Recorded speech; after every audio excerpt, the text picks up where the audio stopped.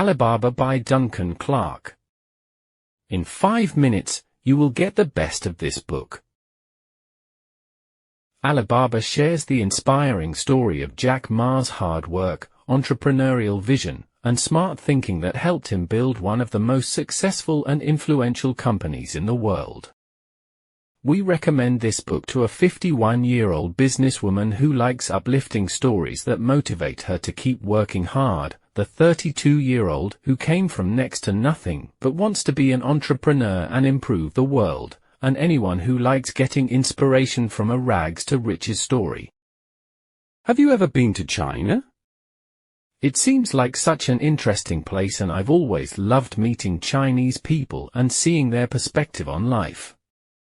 It's seen incredible growth in recent years. Not long ago it was much poorer and far less of a superpower.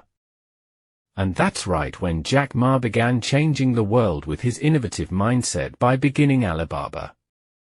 The history of this behemoth company, and the hurdles Ma has jumped to build it, is what you'll learn about in Duncan Clark's Alibaba, the house that Jack Ma built. If you're starting out from meager circumstances but have big ambitions, you're going to learn a lot from this book. Here are the 3 most inspiring lessons from this book. Lesson 1. Through innovative thinking and hard work, Jack Ma beat all challenges to build Alibaba. Jack Ma began his career as an English teacher. But one day he had an epiphany that changed his outlook. A friend that had also been a teacher for decades was riding home on an old bike with just a few cheap vegetables. Ma knew that this was all the man could afford, and reflecting on his own future realized he wanted more. Luckily, this was right around when the internet was becoming more widespread, and Ma began looking into it.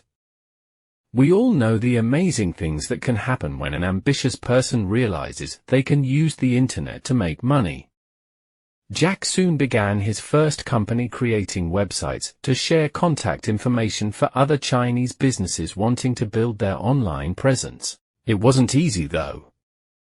Because the technology was new, businesses were difficult to convince to use it. But by marketing to friends, Jack had a good start and saw success early on. One site he made for a Chinese hotel was the only one that American travelers could find online, so they flocked to it. Sadly, the connection in China wasn't always very reliable. Sometimes Jack had to show clients their websites by printing them out on paper. This made it difficult to persuade people that he was legitimate. But hard work and perseverance prevailed. Not long later, the online retail store Alibaba was born. Lesson 2. Focusing on the needs of customers and employees is at the core of Alibaba's business model. You can't expect that a brand customers love will just come out of nowhere. It takes work and commitment to serving your clients, which is exactly what Jack does. His determination to take care of them is a hallmark of his leadership and business model. Customers first, employees second, and shareholders third is the mantra that everyone that works at Alibaba knows by heart. Jack's customers are his shrimps, which he calls them because they're the little players in the big field of business. It also comes from the humble shrimp fishing business that makes Forrest Gump rich in the movie. Despite shareholder pressure, Jack stays strong in his position that customers come first. He'll never compromise his clients' needs in favor of what investors want. The company is also good to its employees. Jack focuses on loyalty and motivation. Many employees have been with the company for years with no plan of leaving. The company's campus is 2.6 million square feet. It's got food, bikes, and even a huge man-made lake for its people to enjoy.